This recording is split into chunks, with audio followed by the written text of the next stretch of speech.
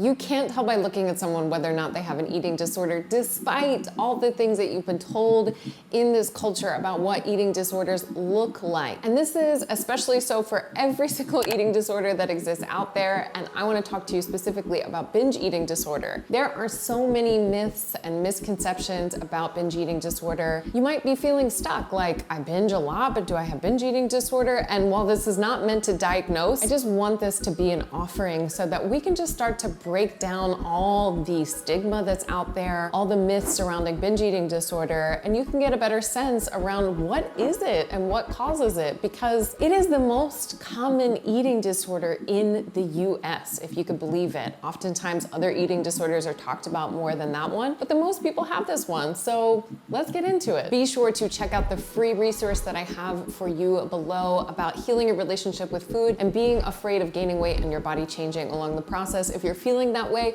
of course you do, considering the culture that you and I and we all exist in. And that resource is meant to help you and guide you to allow you to feel a little less fear along the way and to break through into new pathways of healing your relationship with food and your body. My name is Catherine Metzelar. I'm a dietitian, certified intuitive eating counselor, and eating disorder specialist, and I help you to create peace with food and your body so that all of it takes up less headspace and you can live your life with more freedom, abundance, and peace. You definitely want to take a listen to this. What is binge eating disorder? It is an eating disorder classified by the experience of having reoccurring episodes one after another, binge eating experiences that are not accompanied by any kind of compensatory behaviors. And compensatory behaviors is just a fancy word for things that you do to try to burn off the food or get rid of the food. Think about exercise and fasting and reducing calories. And the binge eating episodes themselves have to be accompanied by at least 3 of the following: eating much more rapidly than normal, eating to the point of uncomfortable fullness, eating large amounts of food when you're not feeling hungry, eating alone because of the embarrassment that you're feeling because of the amount that you're consuming, and feeling disgusted by yourself and or depressed after you have experienced the binge eating episode. The cycles of binge eating that happen with binge eating disorder honestly feel like something that you cannot escape. No matter all the things that you've tried, all the programs you followed, all the advice that you've been given, it just feels like you can't really get out of it. And you feel like it's your fault because honestly, that's reinforced by our culture anyway. And it just tells you that there's something wrong with you, that you're lazy, that you need to try harder, that you need to go on a diet even stronger. And honestly, that ends up making the binge eating cycles even worse. Binge eating disorder is just as serious of an eating disorder as other eating disorders, and it needs to be taken seriously. So let's get into 5 common misconceptions about binge eating disorder that will help you and others to completely break down the stigma that surrounds binge eating disorder as an eating disorder diagnosis. Binge eating disorder is just because somebody lacks self-control. You should be able to control how much you're eating, and if you just tried a little harder and had more control, then you'd get rid of the binge eating. The reality is binge eating disorder and the binge eating that occurs as part of the eating disorder itself has nothing to do with self-control. That is a myth that is perpetuated by diet culture and by anti-fatness that tells us that our body size is directly related to how much or how little we eat, when in reality, there are people in all size bodies eating varying amounts of food. And so this misconception is super harmful because what it ends up doing is perpetuates another myth that says that you should be dieting and restricting your food intake as a way to decrease binge eating behaviors, which again only exacerbates and makes things worse. You will end up binging more if you end up restricting your food intake. And I think it's important in this context that the binge eating behaviors are not just because of the foods you're eating or not eating. It has a lot to do with one's mental health. Remember that eating disorders develop as what we call a maladaptive coping mechanism, but they're related to many different things. They're biological, psychological, and social. So it's kind of this crossroads of many different things that contribute to the development of eating disorders. So to say that it's about someone lacking control is not only false, it's super harmful. Only people in larger bodies or fat bodies experience binge eating disorder. This myth drives me, ugh. It is just not true. Again, eating disorders are a mental illness. You can't tell by looking at someone what kind of eating disorder they have or if they have an eating disorder at all. For binge eating disorder, there are people in larger bodies that have it. There are people in medium-sized bodies. There are people in small bodies.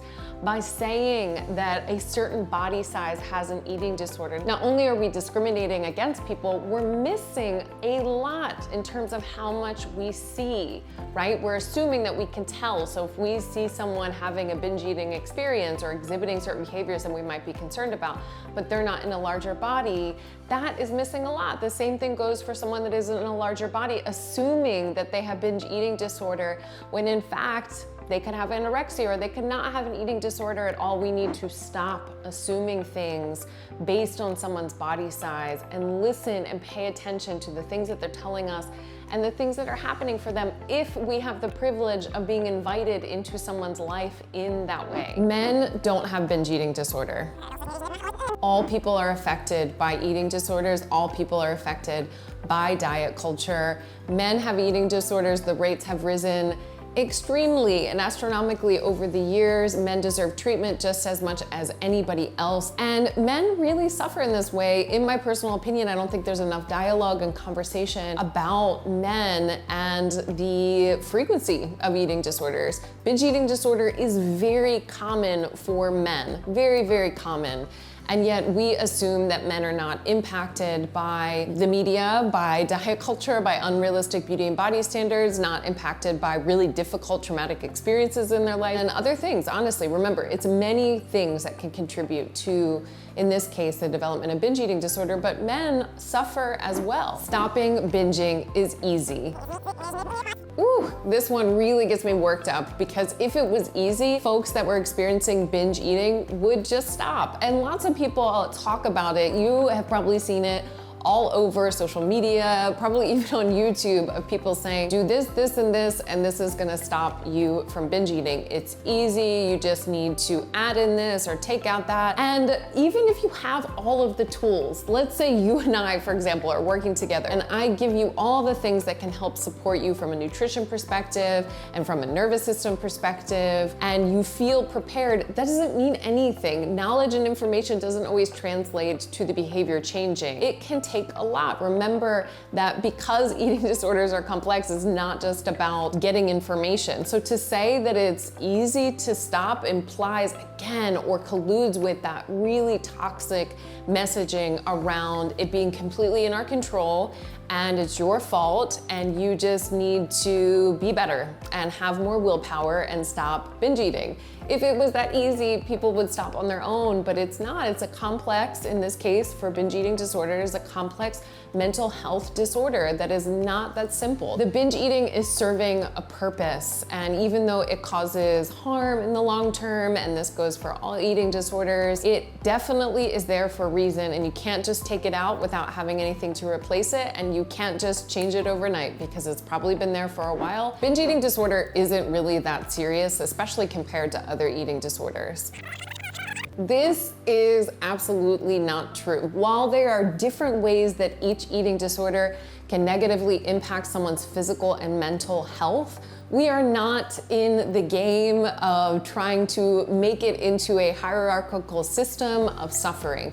Every eating disorder deserves attention. Every eating disorder sufferer deserves support. And binge eating disorder is a serious eating disorder. It impacts people's physical and mental well-being. It can impact levels of anxiety and depression. It can impact work and travel and so many things in your life. So don't let anyone tell you that binge eating disorder is any less serious or should be taken any less seriously than other eating disorders. In summary, we have talked about what binge eating disorder is, what are the causes of binge eating disorder, and 5 common myths and misconceptions about binge eating disorder. We need to take binge eating disorder seriously. We need to be mindful of our own stigma around eating disorders, remembering that you are human that has grown up in this culture, and of course you've been impacted by all kinds of messages and imagery around who has eating disorders and who doesn't. Binge eating disorder impacts lots of people's lives really negatively across all ages and races and ethnicities and genders.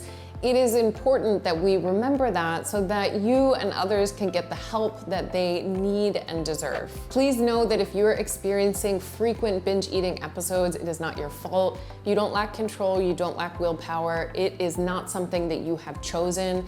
There are ways to recover and heal, and it can take some time. If you are questioning whether or not you might have binge eating disorder, if you can, please seek out medical advice, please see a medical clinician, and get an assessment to see if you meet criteria for binge eating disorder. If you like this video, I always appreciate a like below. Be sure to check out that free resource if you are afraid of weight gain but wanting to heal your relationship with food. That is down there too, and I will see you back here soon.